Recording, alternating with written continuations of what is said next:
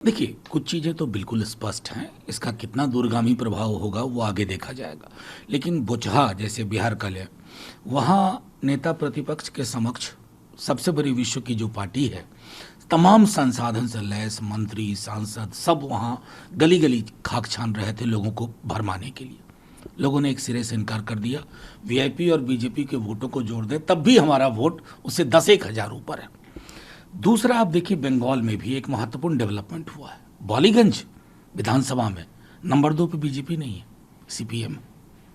BJP number 3 पे है। आसनसोल या फिर आइए महाराष्ट्र जहां कोल्हापुर में या खैरागढ़ छत्तीसगढ़ में, तो एक संकेत तो है ही।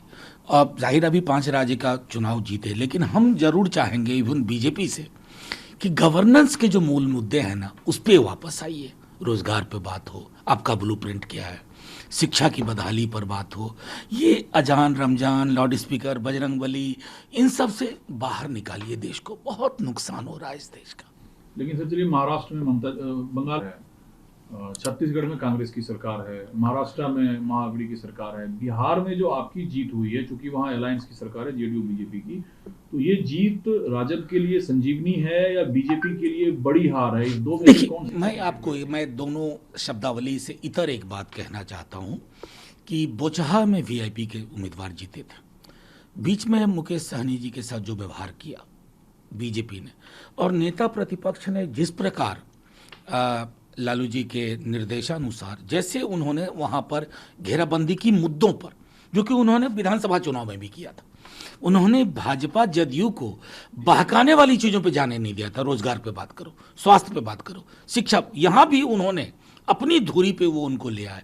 शायद बिहार के लोग ये संदेश दे रहे हैं, क्योंकि हम वहां विपक्ष में, वो संदेश साफ दे रहे हैं कि जनादेश को आपने शासनादेश से दबाया, अब भी वक्त है लोगों की जुबान से क्या वो उनकी चाहत क्या है उसको स्वीकारिए, और जाहिर है कि बिहार को एक बेहतर विकल्प तेजस्वी जी के रूप में मिलेगा, इसकी संभावनाएं बन रही है। एक सवाल सर महत्वपूर्ण है, चूंकि आप कांग्रेस के से आज प्रशांत किशोर की मुलाकात सोनिया जी से हुई, कांग्रेस के सीनियर लीडर भी थे।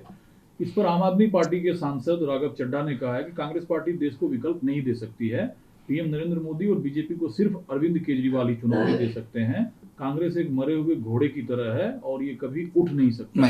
मैं इस तरह की अशोभनीय शब्दावली है ये, अपने किसी भी पॉलिटिकल अपोनेंट के लिए इस तरह की भाषा का प्रयोग उचित नहीं है। कौन सी पार्टियां जिएगी, कौन सी पार्टियां मरेगी, मैं इनसे कहना चाहता हूं माननीय सांसद महोदय से कि साहब, आवाम फैसला करती है। यही आवाम पंजाब में फैसला की थी, अभी उसने दूसरा फैसला किया। आगे क्या होगा ना, आवाम को छोड़िए। रही बात, इस तरह की टिप्पणियों से बचना चाहिए, अतिरेक की टिप्पणियां हैं। और मुझे दुख तो इस बात का है कि इस पार्टी का जन्म हुआ था व्यक्ति केंद्रित विमर्श को चैलेंज करने के लिए, फिर व्यक्तिवाद में ही है कि मोदी जी का चैलेंज। हम तो यहाँ व्यक्ति का चैलेंज व्यक्ति में देखते ही नहीं। हम तो चाहते हैं कि एक ब्लूप्रिंट, एक कार्यक्रम, एक प्रगतिशील एजेंडा मोदी जी और भाजपा के समक्ष रखा जाए समस्त विपक्ष की ओर से। वो हम सब की प्राथमिकता होनी चाहिए, ना कि माई वे और मेरा ये मानना है, ये मेरा दायरा है, इसी दायरे में जो हो सो हो। शब्दावली को सर छोड़ दिया जाए, आइडियोलॉजिकली आते हैं। आप लोग भी कहते हैं कि एक संयुक्त विकल्प देने की जरूरत है, जब वो कहते हैं कि केजरीवाल ही सिर्फ विकल्प है भाजपा का। मैं कतई नहीं मानता। किसी कोई व्यक्ति कोई टिप्पणी करे किसी प्रेस कॉन्फ्रेंस में अपने दल के लिए, उसका टाइम स्पैन लिमिटेड होता है।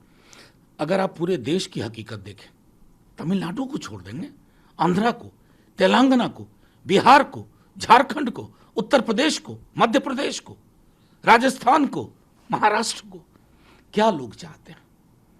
व्यक्ति बनाम व्यक्ति की लड़ाई नहीं होनी चाहिए, लोकतंत्र कमजोर होता है। व्यक्ति और उस दल के समक्ष कार्यक्रम क्या है आपका? रोजगार को लेकर के क्या ब्लूप्रिंट है? सामाजिक सौहार्द पर चुप्पी नहीं।